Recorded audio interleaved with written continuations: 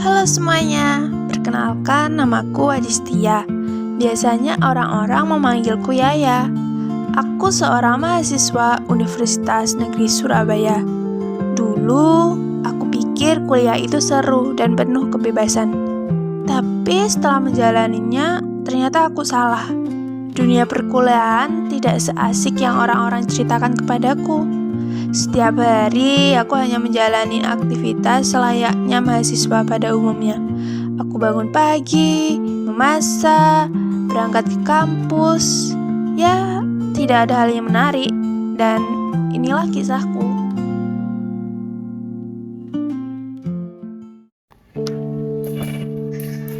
Kayaknya ya aku udah lama gak pernah main lagi. Kamu gak apa-apa? Sejujurnya aku bingung sih. Aku merasa gak tenang lihat sekali juga.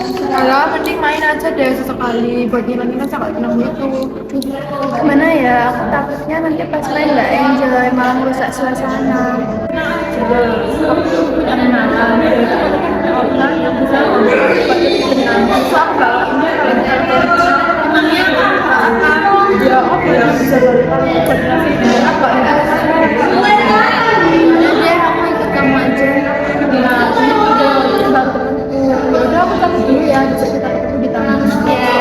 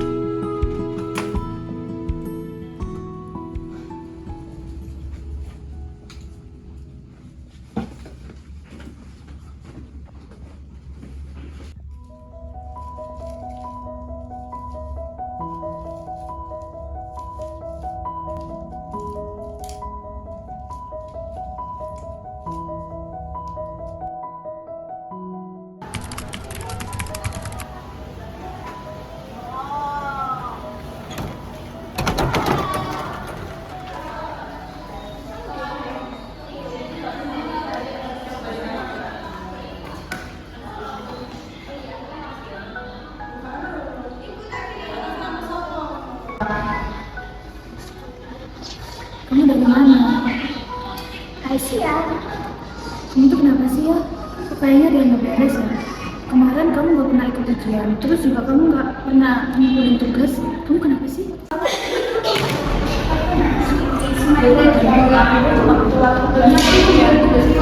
ngerti ya, aku tahu. Aku tahu kamu lagi di proses kesulitan, tapi gak gini caranya. Kamu gak bisa pakai barang itu buat lari dari masalahmu. Tapi Ki, semua itu gak gampang. Gue cuma butuh ketenangan. Iya, aku tahu. Teman-temanmu tuh ada. Kenapa kamu gak minta bantuan teman-temanmu? Kita tuh semua tuh ada buat kamu.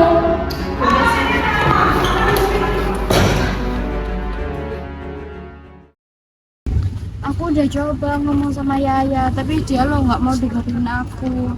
Aku juga udah pernah ngomong sih, terus gimana? Aku nggak mau lihat dia hancur. Aku juga, kita harus cari cara biar dia tuh makin nggak terjerumus. Aku nggak mau masa depannya dia hilang.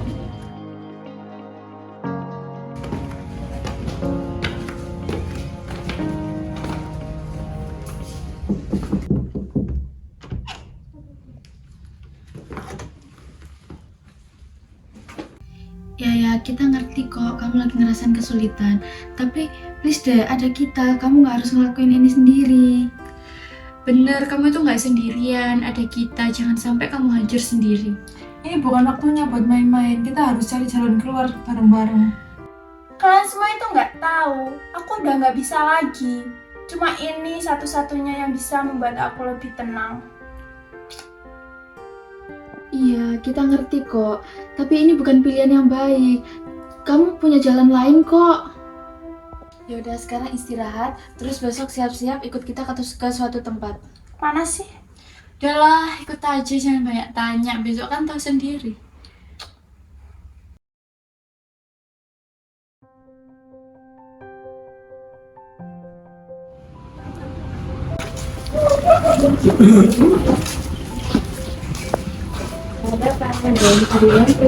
Itu dia mau rehat.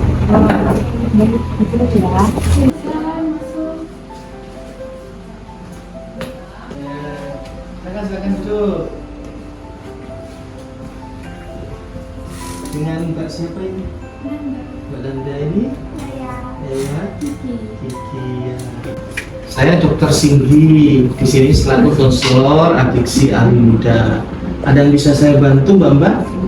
Jadi tujuan saya ke sini itu ingin mengantarkan teman saya yang mengalami kecanduan narkoba. Oh gitu. Kau boleh tahu namanya siapa tadi? Ya.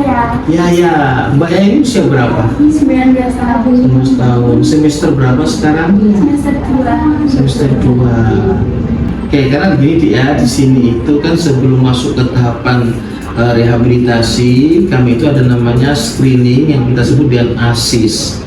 Nah, nanti kita Mbak Yaya ini kita asis terlebih dahulu ya untuk mengetahui apakah Mbak Yaya ini benar-benar sudah penyalahguna atau mungkin masih beresiko tinggi. Karena saya sendiri kan belum tahu zat apa yang dipakai oleh Mbak Yaya. Cuman tadi Mbak Yaya menyampaikan kalau Mbak Yaya itu dikasih beberapa obat ya sama temennya supaya tenang gitu. Nah, oleh karena itu saya mohon waktu, bisa ya saya ngobrol berdua sama Mbak Yaya saja ya. Mungkin adik-adik bisa nunggu di ruang tunggu ya. Mungkin saya sama Mbak Yaya dulu aja. Silakan tunggu di ruang tunggu. Misi Mbak Yaya. Ini nama lengkapnya siapa? Ajistia Yusalihah. Kita screening dulu ya Mbak Yaya ya. Panggilnya Yaya kan? Ya. Nah, apakah sepanjang hidup Mbak Yaya pernah merokok? Tidak pernah. Tidak pernah. Apakah sepanjang hidup Mbak Yaya pernah minum alkohol? Tidak pernah. Tidak pernah. Tidak. Tidak pernah ya. Apakah sepanjang hidup Mbak Yaya pernah memakai narkotika jenis kanabis atau ganja? Tidak. Tidak pernah.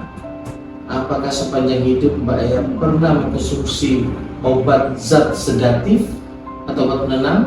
Pernah. Pernah. Oke.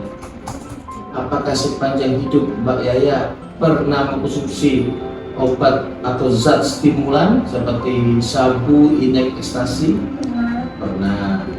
Apakah sepanjang hidup Mbak Yaya pernah pakai heroin? Tidak. Tidak pernah.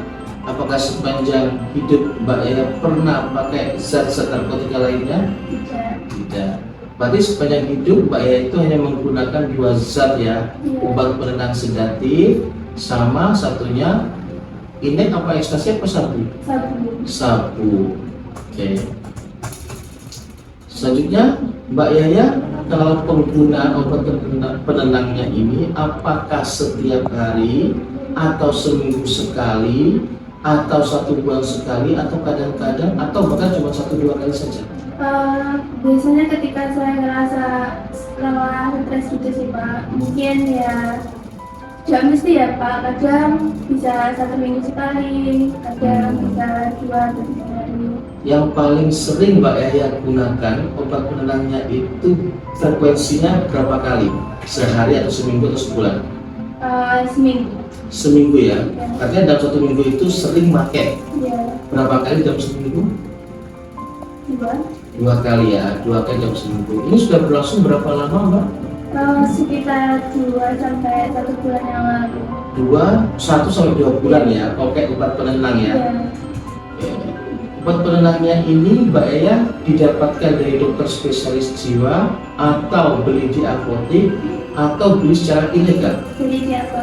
Jadi ada pakai resep berarti? Ya, Pakai resep ya? ya, Berarti Mbak Yaya sudah pernah berobat ke dokter psikiater, apa dokter jiwa? ya. Sudah ya? Ya.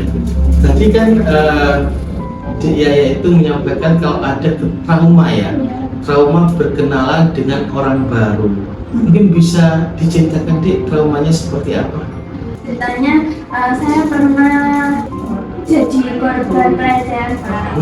Jadinya saya sekarang kayak ketemu orang itu bawaannya terbayar sama si pelakunya gitu Pak. Jadi saya takut buat berkenalan sama orang baru, apalagi sama orang yang lebih tua gitu. Itu kalau boleh tahu kejadiannya saat usia berapa ya?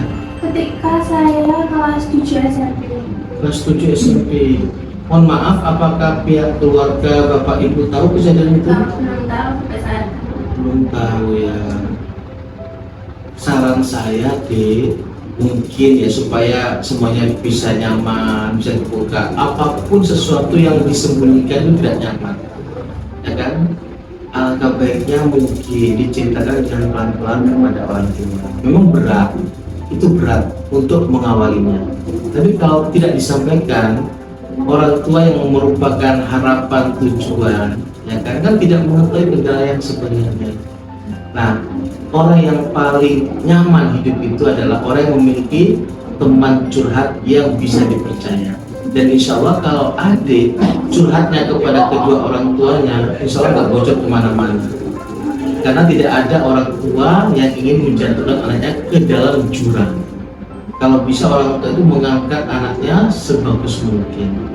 Dan jangan ceritakan ke siapa-siapa lagi selain ke orang tua dan adik ibu. Oke? Jadi saran saya sebelum nanti kita melakukan pertemuan lanjutan, coba komunikasi dulu, pulang dulu ke Banyuwangi, ketemu sama orang tua ya, disampaikan kejadian traumanya secara pelan-pelan supaya orang tua mengerti, sehingga orang tua bisa mengambil kebijakan. Bisa dipahami ya? Nah, saran saya minum obat penenang yang resmi dari dokter, gak usah mencoba permasalahan narkotika, karena permasalahan adik yang ini belum selesai ditambah lagi dan masalah pidana narkotika akan numpuk permasalahannya. Jangan menambah masalah, jangan nutupin masalah dengan masalah yang baru. Oke? Paham ya? Ya, supaya nanti lebih nyaman, kita lanjutkan di pertemuan yang akan datang ya Dik ya. 1 minggu ke depan adik bisa hadir ke sini dengan membawa materai sebagai bentuk tanda persetujuan adik dalam rehabilitasi di sini. Oke, setuju? Terima kasih, pertemuan kali ini selesai di sini dulu. Ya, terima kasih ya.